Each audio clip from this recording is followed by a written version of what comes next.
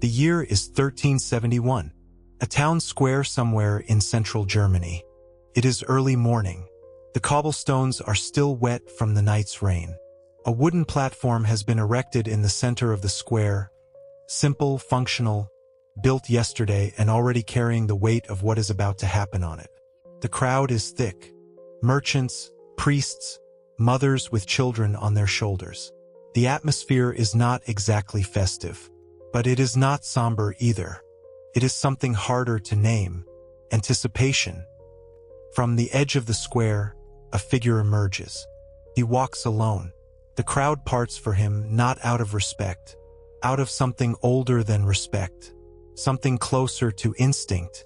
He wears a dark hood. He carries the tools of his profession. He has done this before, many times. The steadiness in his walk confirms that immediately. He climbs the platform. He takes his position.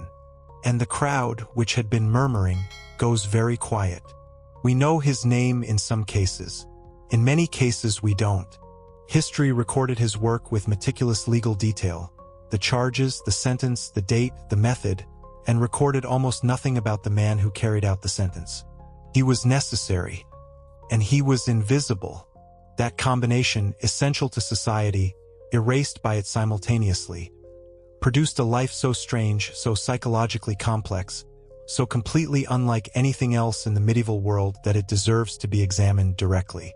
Not through the mythology of horror, not through the comfortable distance of historical curiosity, but as what it actually was: profession.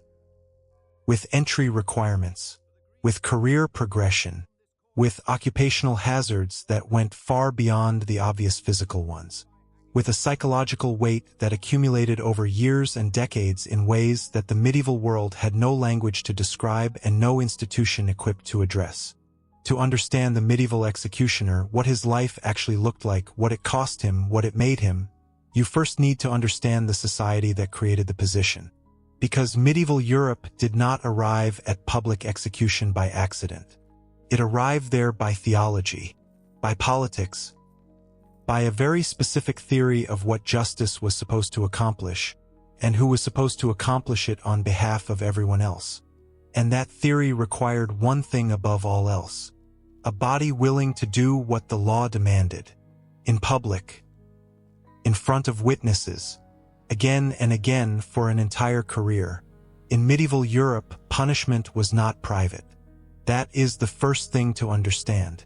The entire logic of medieval justice was built around visibility, around the public body, around the idea that the suffering of the condemned, witnessed by the community, served a function that a quiet death behind closed doors could never achieve. It was theater. Deliberately, intentionally, theologically justified theater.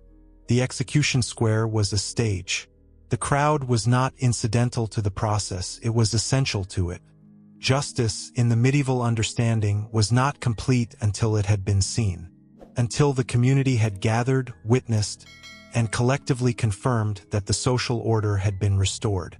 Somebody had to perform that restoration, and that somebody was the executioner. The position carried an official title in most European jurisdictions. In German-speaking territories, he was called the Scharfrichter, the sharp judge. In France, the Bourreau. In England, simply the hangman. The titles varied. The social position did not. Everywhere in medieval Europe, the executioner occupied a category that had almost no equivalent in any other profession. He was employed by the state, paid, contracted, sometimes remarkably well compensated for his work. He was legally necessary. His signature on an execution record gave the proceedings their official weight. And he was considered, by the society that employed him, fundamentally untouchable. Not in the sense of being protected, in the sense of being contaminated. The theological logic behind this was precise and documented. Taking a human life, even a life the law had condemned, even a life the church had declared forfeit, left a mark. Not a legal mark, a spiritual one. The executioner absorbed, through the act of his work, something that medieval theology struggled to name cleanly but recognized consistently. He had touched death professionally, repeatedly, and that touch transferred. In most European cities, executioners were legally prohibited from entering certain spaces. They could not shop at the market during normal hours. They were assigned specific times, often early morning before other merchants arrived, to make their purchases. They could not sit with ordinary citizens in church. In many jurisdictions, they were required to live outside the city walls entirely. They served the city. They were not permitted to fully inhabit it. What this produced, in practical terms, was a life of extraordinary isolation. The executioner knew everyone's name. Everyone knew his face, and almost nobody would voluntarily sit beside him. His children inherited the stigma without inheriting the choice. Daughters of executioners found marriage nearly impossible outside their own social category. Sons were frequently expected, and in some regions legally required, to follow their father into the profession. The position passed through families like a curse that also paid a salary. Some dynasties of executioners spanned multiple generations. The Sanson family in France produced 7 successive royal executioners across nearly 2 centuries, from the reign of Louis XIV to the French Revolution, when the last Sanson operated the guillotine that the Revolution had invented to make his profession more efficient.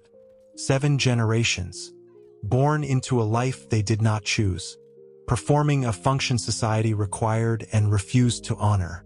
The work itself requires examination, not for shock, but because the physical reality of what the executioner was asked to do, and the skill it actually required, is almost entirely absent from the popular image of the profession.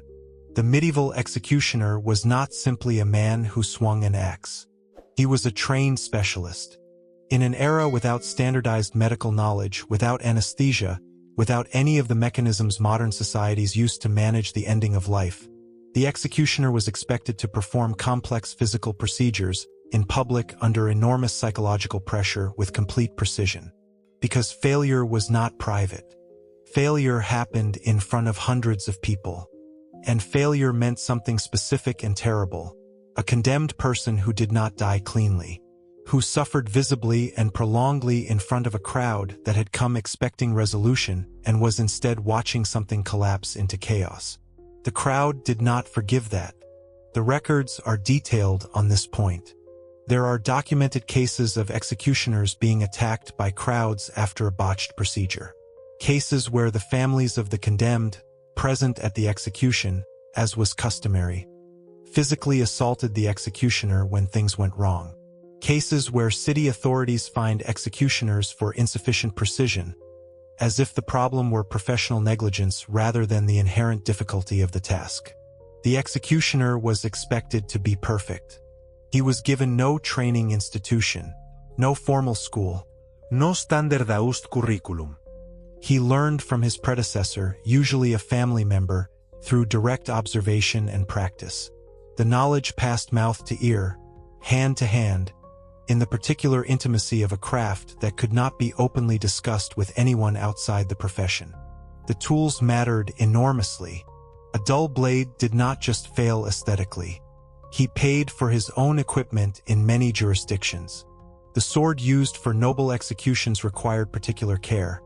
A different weight distribution than a military weapon, a different edge geometry, maintained to a standard that had to be consistent across years of irregular use. Some executioners became genuinely skilled craftsmen in the maintenance of their tools. Because the alternative was a public catastrophe, they would bear the consequences of personally.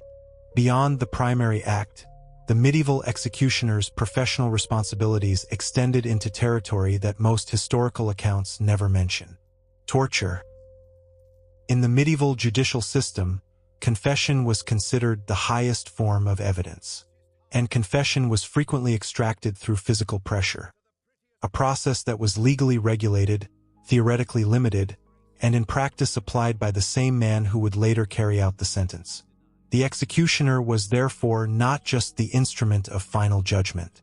He was present at the beginning of the judicial process, in the chamber beneath the courthouse, doing work that was, if anything, more psychologically demanding than the public act, because it was private, unwitnessed, and extended over time in ways that the square's quick finality never required. He carried both, the basement and the platform, the beginning and the end, and everything that accumulated between them. There is a detail that medieval legal records reveal with uncomfortable consistency. The executioner often knew his condemned personally. Medieval cities were small, extraordinarily small by modern standards. A city of 10,000 people, considered substantial for the era, was a place where almost everyone recognized almost everyone else by face if not by name. The baker knew the blacksmith. The priest knew the merchant. The judge knew the family of the man he was sentencing. And the executioner knew the man he was about to face on the platform. Not always, but often enough that the records note it. Often enough that some executioners requested, and occasionally received, exemptions from specific cases on the grounds of personal connection to the condemned. Those requests were not always granted. What this produced psychologically is something the medieval world had no framework to address. The Church offered confession and prayer, available to the executioner as to any other Christian. But the spiritual architecture of medieval Catholicism was built around the concept of sin committed through choice, through failure of will, through moral weakness. The executioner had not failed morally. He had succeeded professionally. He had done exactly what the law required, what the court ordered, what the community gathered to witness. And he went home afterward, to a house outside the city walls, to a family that carried his stigma, to a night that contained whatever the day had put inside it. The medieval world did not have language for what accumulates in a person who does that work for 20 years, for 30 years, for an entire career that might span 4 decades of public days and private nights. But the records hint at it. Some executioners drank heavily. The records note this without judgment, simply as a fact of the profession, the way a scribe's poor eyesight might be noted as an occupational detail. Some became deeply, almost obsessively religious, making pilgrimages, funding masses for the souls of those they had condemned, building small chapels at their own expense as if the architecture of devotion could absorb what the architecture of the law had required of them.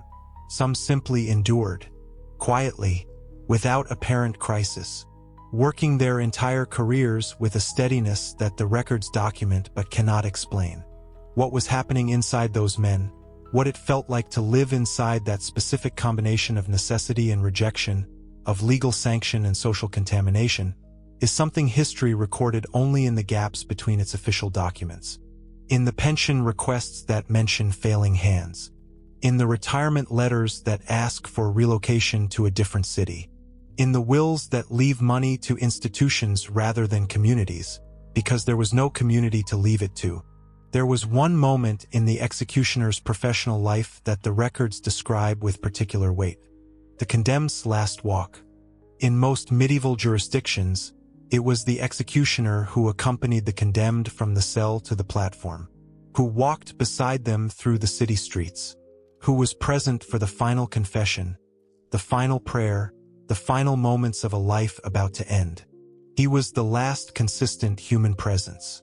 Not the priest who came and went, not the guards who maintained distance, the executioner, walking beside someone who was about to die, both of them understanding completely what the walk led to. Some accounts describe condemned individuals speaking to the executioner during this walk, asking for reassurance, asking for speed, occasionally, and the records note this with a flatness that makes it more disturbing, asking for forgiveness. And the executioner, who had not wronged them in any personal sense, who was simply the instrument of a judgment made by others in a room he had not been present in, had to find an answer, every time,